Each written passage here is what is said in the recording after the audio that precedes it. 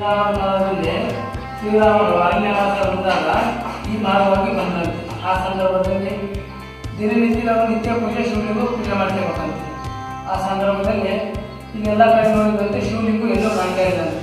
ಅವರು ಮನಸ್ಸಿನ ಸಂಕಲ್ಪ ಮಾಡ್ಕೊಂಡು ಶಿವಲಿಂಗು ಆ ನಂತರ ಉದ್ಭವ ಆಯ್ತಂತೆ. ಅವರು ಪೂಜೆ ಪುನಸ್ಕಾರ ಮುಗಿಸಿ ಮುಂದೆ ಮತ್ತೆ ಪ್ರಯಾಣ ಹೋಗ್ಬೇಕಲ್ಲ, ಅವರು ದಿನನಿತ್ಯ ಆ ಥರ ಪ್ರಯಾಣ ಹೋಗ್ಬೇಕು, ಆ ಥರ ಪ್ರಯಾಣ ಹೋದಂತೆ. ನಿತ್ಯ ಶಿವಲಿಂಗಿಗೆ ಪೂಜೆ ಇದ್ದಂಗೆ ಆಯ್ತಂತೆ.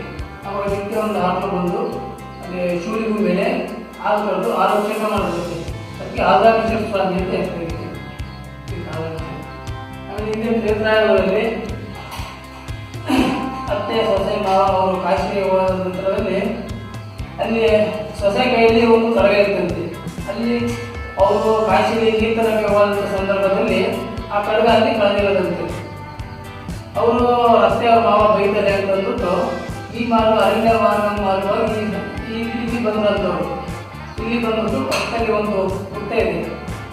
ಆ ಹುತ್ತದಲ್ಲಿ ಒಂದು ಹಾವುಗಳನ್ನ ನೋಡ್ಬಿಟ್ಟಿದ್ದಾರೆ ಅವರು. ಅದರೊಳಗೆ ಕೈ ಇಟ್ಬಿಟ್ರೆ ಒಂದು ಆಹಾರ ಕಳೆದು ಸತ್ತ ಹೋಗ್ತೀನಿ, ಇನ್ನೇನು ನಮ್ಮ ಮತ್ತೆ ನಾವು ಬರೆಯಲ್ಲ ಅಂತ ಅಂದ್ಬಿಟ್ಟು ಅವರು ಅದರೊಳಗೆ ಕೈ ಇಟ್ಟಿದ್ದಾರೆ.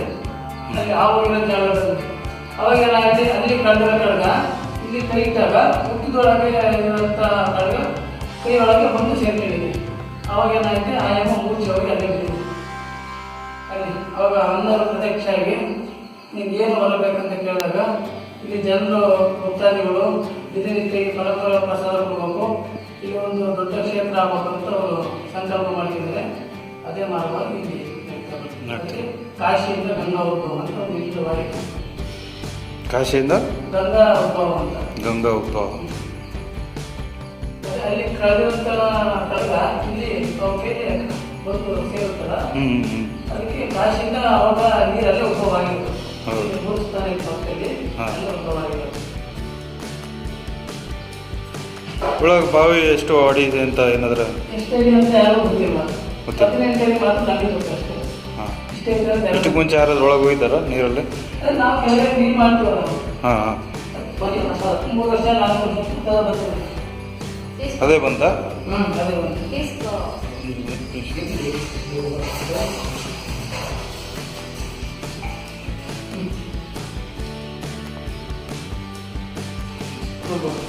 ತಗೊಳ್ಳೋದಾ? ತಗೊಳ್ಳಿ,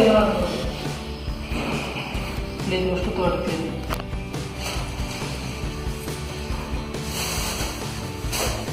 ಅಷ್ಟು ತಗೊಳ್ತೀನಿ, ಅಷ್ಟು ತಗೊಳ್ಳೋಲ್ಲ, ಅಷ್ಟು ಹಾಂ ಪಕ್ಕದಲ್ಲಿ ಐತೆ ನೋಡಿ. ತಗೊಳ್ಳಿ, ಅವ್ರ ಕಡೆ ಕಾಲ ಹತ್ರ, ನಿಮ್ಮ ಕಾಲ ಹತ್ರ ಐತೆ ನೋಡಿ.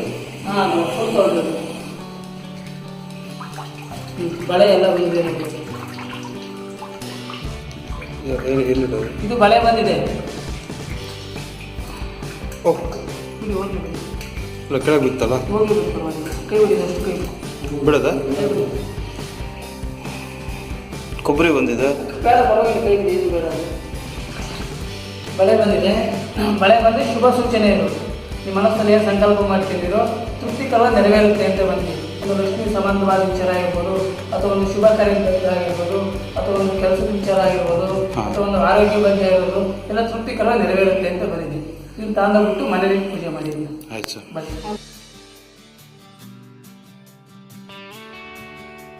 ಓಕೆ. ಕೆಲಸ ಆದ ನಂತರ ಬಂದ್ಬಿಟ್ಟು ಸ್ವಲ್ಪ ಬಳೆಗಳು ತಂದು ಇದರೊಳಗಡೆ ಬಿಟ್ಬಿಟ್ಟು ಪೂಜೆ ಮಾಡ್ಕೊಂಡು ಅಷ್ಟ ತಂದು ಮನೆಗೆ ಆಯ್ತು.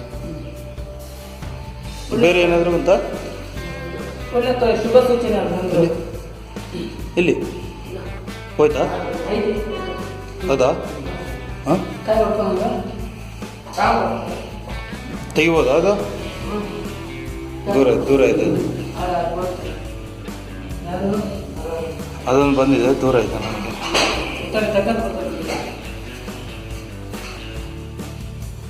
ಅದು ಕೆಳಗೆ ಇದುಗಳು ಕೊಡ್ತೀರಾ ಹೂವು?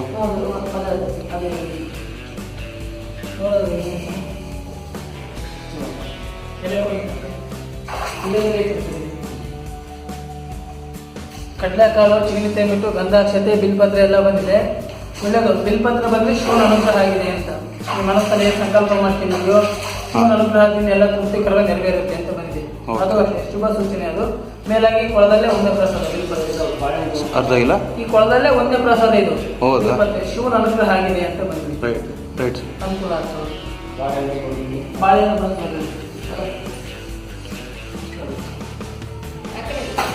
ನಿಂತ ಇಲ್ಲಿ ತೊಗೊಳ್ಬೇಕು, ತಾಳ ಹಂಗೆ ತೊಗೊಳ್ಬೇಕು.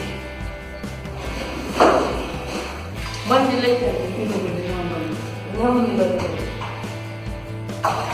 ಅದು ಬಾಳೆಹಣ್ಣು ಮಾತ್ರ ಫಲ ಅದು.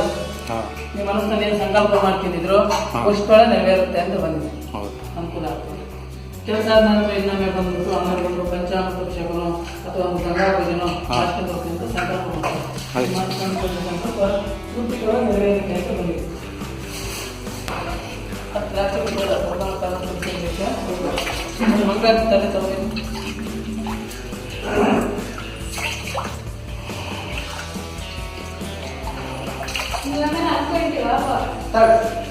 అందరికి మంచిది కాదనుకోండి అంతే.